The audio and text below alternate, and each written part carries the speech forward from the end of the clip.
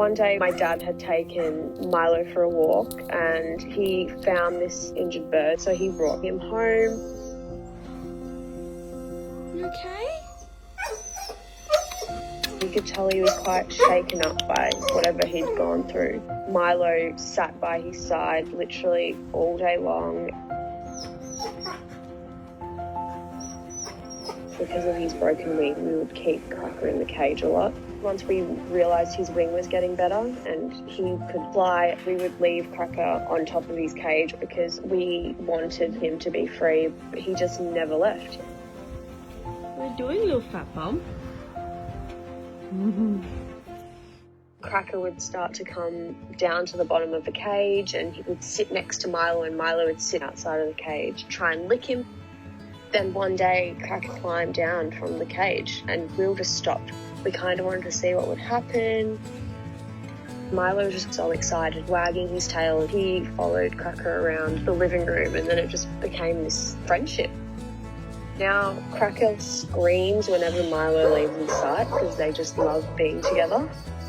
Milo tries to play and cuddle with Cracker, which seems like he's squashing him, and sometimes I'm like, should I stop him? But I look at Cracker and he just does not care. He'll go straight back.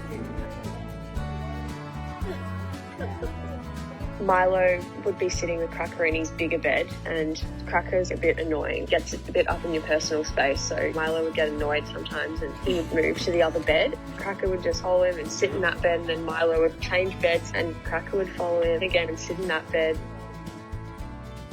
One morning, Cracker had flown off.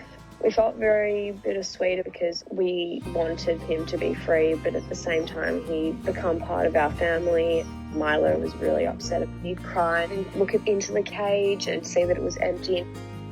2 weeks went by and we saw a Facebook post. A koala was found 2 suburbs over from mine. I was kind of like, no, it's too good to be true.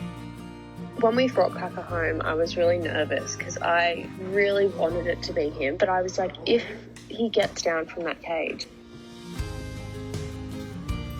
I was so happy but also in shock because who finds their bird after 2 weeks? And especially this bird that had formed this relationship with my dog. It's just so unbelievable.